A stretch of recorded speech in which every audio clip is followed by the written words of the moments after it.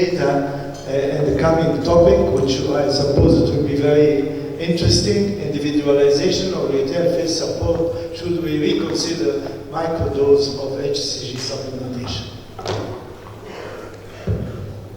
Good afternoon, and thanks for still being here, despite that it's absolutely beautiful summer outside. I am in this presentation going to address what I consider the last really big frontier in IVF treatment, and that is the luteal phase. I think that we have basically not looked into the luteal phase in any detail for a number of years, and I actually think that the introduction of the generation agonist trigger has opened up a possibility for us to do studies in the luteal phase. So this is basically what I'm going to address today. So what I'll actually follow on from what Jakub talked to you about this morning, and then try to raise the issue to say successful implantation. Is this now the seed or the soil? So is it the embryo or the endometrium, which is sitting in the middle of the spider? For many years we said, well, the embryo is having chromosomal abnormalities, so therefore it does not implant. Now we actually understand that even if it do carry chromosomal abnormalities, even if it does not look normal, it actually has a potential. So it is probably time to start to see, what about the soil? What about the endometrium? Are we always providing optimal conditions for the embryo to implant? And this is basically what I'm circling around and coming with some suggestions on how we may improve. So I think that the take-home message, what I would like to blow in the trumpet for today, is to tell you that luteal, one corpus luteal, actually just provides physiological levels of LH to produce the amount of progesterone that it is capable of. This is contrary to the follicular phase, where we need to create superphysiological levels of FSH in order to have more follicles. As long as a whole cohort of luteal are exposed to physiological levels of LH, each one of them will produce the amount of progesterone which it is capable of. This is important to understand. I think the next really important message is to say that the cause of progesterone, the concentration of progesterone in the luteal phase, is very different from what you see in the natural side. It is very rapidly turning on from ovulation, and it remains actually very high until the mid-luteal phase. This is very unphysiological, and maybe this may provide not the best soil for implantation. I actually think that despite this, the luteal phase may be insufficient. It may not sound as if this goes along with the previous statement. Let's try to go into it. And then my suggestion to some of these issues is to use microdose HCG daily. And microdose daily HCG is 100 to 125 units of HCG. So this is very low levels. Let's try and have a look at what the data on this is. So I think I'll skip all what progesterone is doing, because I would rather want to spend some time a little later in my talk. I just want to let us start out by having a look at the natural menstrual cycle. So this is the data from Bloom's papers now in 1996, which is very solid and good. And if you look at the lower panel, you can see that FSH is blue. You have a peak of FSH in the early follicular phase. It goes down. You have a mid-cycle peak, and then you have pretty low levels of LH in the luteal phase. If you look at the levels of LH, they are around, say, 5, 6, 7 units per liter. If you look at the upper panel, you will see that progesterone is the red dots, and in the mid-luteal phase, you have a peak of progesterone which 5 units of LH is capable of inducing. You don't need more LH. You just have a steady, constant supply of LH, and you have a peak of progesterone in the mid-luteal phase. This is how it works in nature, and this is basically what we should try to simulate when we do IVF. If you look at the pharmacokinetics of HCG, this is the Ovitron. They did a very nice study with Segono to look at that, and you can see that the absorption half-life is just 9 hours, 8 hours. So you can actually see on the right-hand graph the concentration after a single injection of 6,500 units of HCG. And what you'll see is that when we come out to say 150 hours, which is now 6 days after injection, it becomes pretty low. 6, 7, 8 days after injections, there's hardly any HCG left in there. This is important to remember. Of course, this is now based on the pharmacokinetic data on HCG. If you look what happens in real life, then there's this study from Israel, which is now 20 years old, where they had 2 hypo women. So they did not produce any gonadotropins in there at all, and they tried to inject either 10,000 units of HCG subcutaneously, IM, 10,000 or 5,000 IM. And you can see that the A and B is 2 different subjects. You can see how different it do come out. They actually very nicely conclude that 7 days after HCG administration, HCG was detectable only after injection of 10,000 units, but not after 5,000. It is suggested that a single IM dose of 5,000 units of HCG may be sufficient to trigger ovulation, but the luteal phase support needs higher doses. So here they actually for the first time recognize that the HCG trigger has a dual function: ovulation induction, maturing of the oocyte, but also luteal phase support. And if you don't provide enough, it is not good enough. But if you look at these two, you can see that there's actually a 4-fold difference between these 2 women, despite that they have a BMI of 19 and 24 respectively, so they are pretty all right for they're comparable. So, but you can see that some of them, one of the lower one comes to 1,200 units per liter, the upper one only to 300. So there's an enormous difference in the absorption and the secretion of HCG between these women. And of course, there is a huge difference between IM and supplement. So there is a wide variation here that we need to consider. So if we start to look at the, this is now computed, this is not actual data, this is how the HCG trigger actually looks like. So you can see that if we put 10,000 units in, we go to a concentration of around 250 units per liter. And you can see on the x-axis y that despite this enormous amount of HCG, when we come to OPU plus 6, 7, there's hardly any HCG left.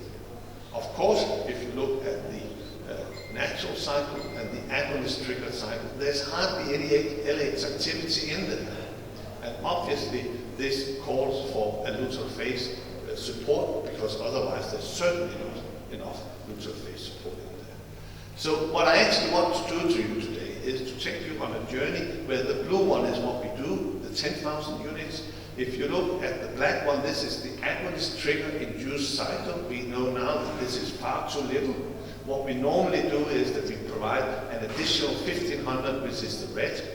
And if there's a normal response, we will provide an additional 1,500 on day 5 to secure enough HCG activity in there. But what I would like you to focus on is the light blue line at the bottom, which is just about 0, which is what you obtain if you use 125 units of HCG daily.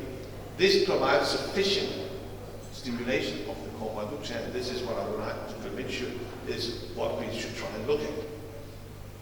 Of course, as you saw in the first presentation, when we are looking at what happens in the early luteal phase after using a huge bolus of HCG, you can see that you have this massive amount of progesterone being secreted. And just for comparison, this is actually started on 1.5 nanograms per mil. So this is the lower left-hand part of the graph. So it shoots up and it's very high. And when we need implantation, which is day 5 of the luteal phase, day 7 of the luteal phase, excuse me, the progesterone is already dropping, and there's basically not enough HCG to push for sufficient progesterone production. So I think that we, on one hand, we have that 5,000 and 10,000 units of HCG is a very strong early luteal phase stimulus, but it's not sufficient when we come to around implantation. And obviously, the GnRH agonist trigger is just providing enough LH to mature the oocytes, but does not give any luteal phase support. So basically, we are having 100% with HCG and almost 0 with the agonist trigger. But this opens up the field. We now have a chance to say, can we optimize the luteal phase support? Is there any chance to do that? And I think we actually have a very good opportunity to do that now, and this is basically what I'm addressing to you today. So, but let's have a look. This graph is, this is the same graph, it's just on the left hand, the x-axis, the y-axis is different from the one on the right-hand side. But if you look at it, then the black line indicates the HCG that we inject. And you can see that when you reach the mid-luteal phase, there's hardly any HCG left in there. The blue line is the lower concentration of HCG on successful implantation. The orange is the average. So this is what the embryo starts to produce. But just on day 7, 6, 7, 8, there's hardly any HCG in there to push for progesterone production. This is exactly when the embryo is implanted. So we are not providing sufficient push for progesterone and implantation just when implantation occurs. So if we look at, for instance, the agonist trigger instead of, then of course the window is enormous. And this, we didn't realize that in the first studies we did. So we had a huge amount of early pregnancy loss because we did not support the luteal to produce sufficient HCG. So we have a problem there. So how much progesterone do we need to supply in order to avoid these early pregnancy losses? Well, I have with Peter Meiland, who is also from Denmark, we have developed the agonist trigger a long way altogether. And here are 3 studies which has been performed in Peter's clinic. And the data are, this is not an RCT, but they're very similar to the whole setup.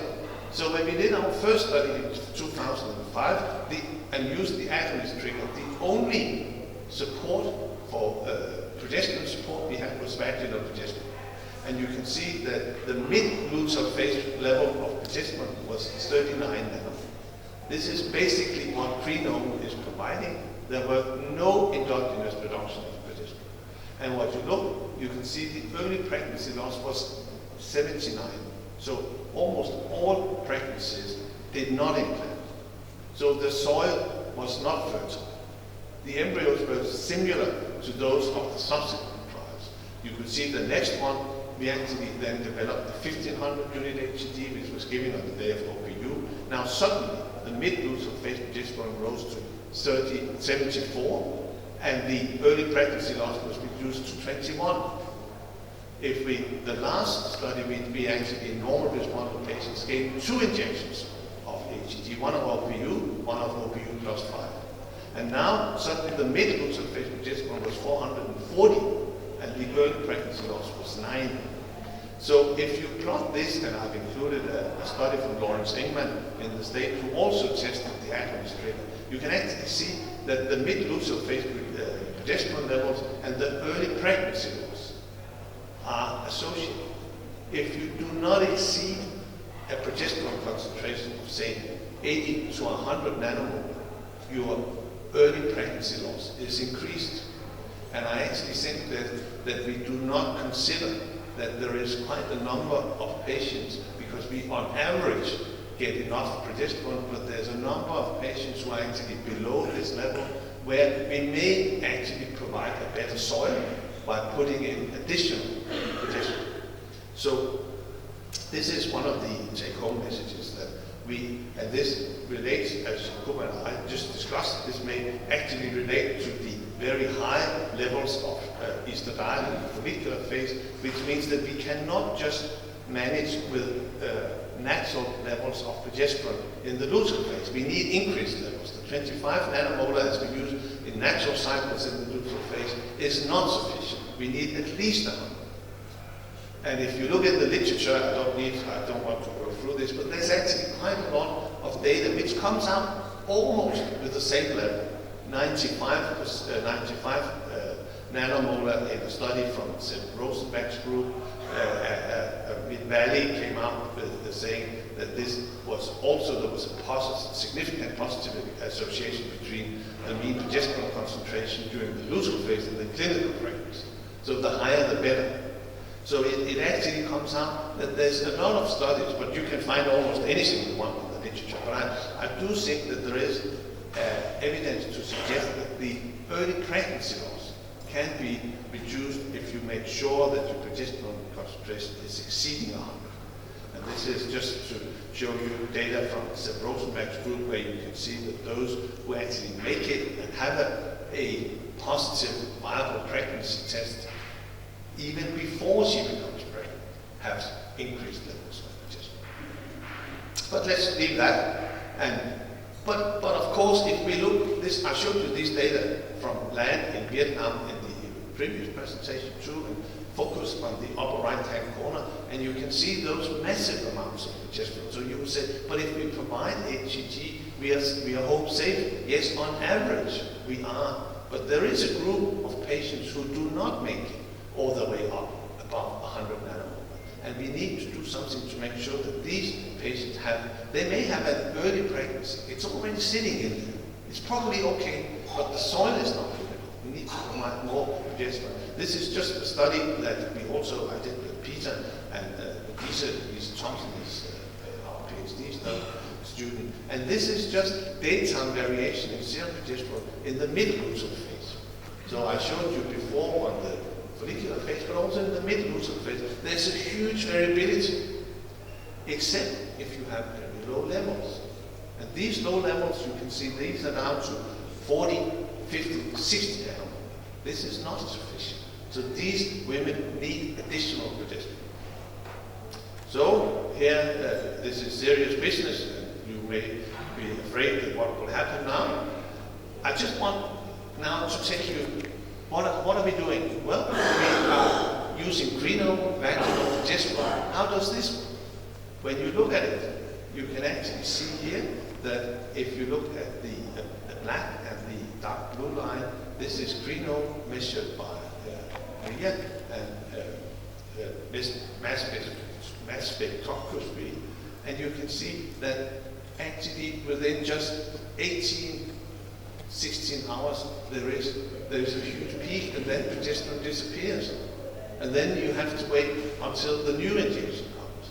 So you actually have very variable levels of progesterone with the crino, and it does not exceed what we would, it does not exceed 35 to 35 nanomolar, because the uterus, you cannot have more progesterone across the vagina. And the first pass effect, if you look at the anatomy, this is not the way it comes out, because if you look at the veins draining off from the vagina, they do not pass the endometrium. In contrast, if you look at those which are coming from the ovary, these are the veins which drain past the arteries leading to the uterus. So the exchange of progesterone is between the veins leading out of the ovary and the uterus. So I'm suggesting that we need to have local endogenous production of progesterone. What happens if we look, this has not been measured in human, but if we look at what has happened in sheep, then the concentration of progesterone in the veins leading out from the ovary, it is 800-fold higher than the average concentration. But if we then start to look what happens in the uterus, so this is the vein which is then draining off from the uterus, it is 30 times higher, which just demonstrates that all the progesterone from the ovary is actually affecting the uterus. So this is a true first pass local effect, which I think we should not forget, and I suggest that the endogenous production, this is the way nature does it, is not a bad idea. If you look at Cochrane analysis, we did this in the previous study, and there has been a lot of studies on luteal phase support. They actually say a significant effect in favor of progesterone luteal phase. The addition of other substances, such as HCG, does not seem to overcome to improve outcome. They found that HCG or HCG plus progesterone was associated with a higher risk of OSSS. And that's not surprising if you start to look into the studies that they have actually included. Because if you look at the studies they have included in this Cochrane analysis, they use luteal phase support the first 10,000 units to induce ovulation and then 4 times 2,500, which we by today know is far too much. And obviously, this induces OSSS. This is indeed not the way we want to do it today. So this is understandable, but this is because the Cochrane analysis is not taking all the modern studies into account. I just want to skip this. So if you are doing you want to do an agonist cycle and you want to use HCG for induction of ovulation, you can use 10,000 units, or you can use 6,500. What I suggest is you use 5,000. 5,000 is sufficient to induce oocyte maturation, but then on day 5, you add an additional 500 to cover that gap in just where implantation occurs. Because if you do that, then you have a push for progesterone also when implantation occurs. So this would probably help instead of being devoid of HCG. The one I developed with Peter was the blue one. Now notice the y-axis. So if we provide 1,500 on the day of OPU, we actually push HCG to 40 units. This is far too much. We don't need that. But this is in order to keep HCG also present on day 5, when in normal responder patients we suggest to give an additional. But we could probably go to 1,500 and still have sufficient HCG, because we just need normal concentration. So how does this come out? Well, we have actually done a study now where we have performed microdose HCG injection, and how does this work? Well, let me go through that here at the end of my presentation. We actually have 3 groups. We have a control group, which is a standard antagonist protocol. You give a FSH start GRH antagonist on day 6. You give an HCG trigger, 6,500 units of HCG, and normal luteal phase support, progesterone, and estradiol. Group 1 had FSH for only 6 days. FSH was stopped on day 6, the antagonist was administered, and then we gave 200 units of HCG. We used the GnRH agonist trigger, and absolutely no exogenous progesterone in the luteal phase. Only 125 units of HCG daily. So here the idea was that we would spare the patients from having injections of FSH, and then the HCG given in the follicular phase would stimulate follicular development, but at the same time, the HCG which was present would act as a double trigger in connection with the agonist, because the agonist would work on top of the HCG which was in there. And then the group 2 was we actually start trying to see if it was beneficial to start HCG from day 1. So the inclusion criteria, this was an RCT. This is pretty straightforward. We excluded PCO according to Rotterdam criteria, and if you had a hypothalamic dysfunction or had a disease that it may affect. So what I'm usually asked is, so how did you dilute the HCG? How did you make sure that she could have 125 units daily? And the way we did that is that we diluted the HCG, one pen of Ovitrel. We diluted that in 10 milliliters of saline. So there's 6,500 units in the Ovitrel pen. If we diluted that 1 in 10, it came down to 650 units per liter. And then we provided 0.31 for 200, 0.23 for 150, and 0.19 for 125. We just used that single dilution for the whole luteal phase. So it was just the patient did it herself, put it into the fridge, and did it every day. So if we look at it, we had 30 in each group. The age was similar, BMI was similar, and basic FSH was similar. So this was a true RCT. If we look at the the different outcome parameters, you can actually see that if we look first at the third row, you can see FSH consumption. So if you look, compare control group 1, you can see we actually save 560, we use 560 units of HCG, which is absolutely the same amount of FSH that we actually spared the woman from having. And HCG is a lot cheaper than FSH. So there was actually one-to-one reduction. So this is a 30% reduction in FSH. If you look at the number of embryos, grade 0 or 1, this is the row at the bottom from 4, you can see that we actually had a lot more good quality embryos, and we tried to serve the double amount of embryos. But this is still small numbers because there's not a lot of women, so does not come out significantly. The interesting thing is the endocrinology. So let's have a look at estradiol on the day of ovulation induction. It was absolutely the same. Progesterone levels were the same. HCG was not similar because the control group did not have HCG. But we ended up having around 5 units when we have administered HCG, 200 units for around 4 days.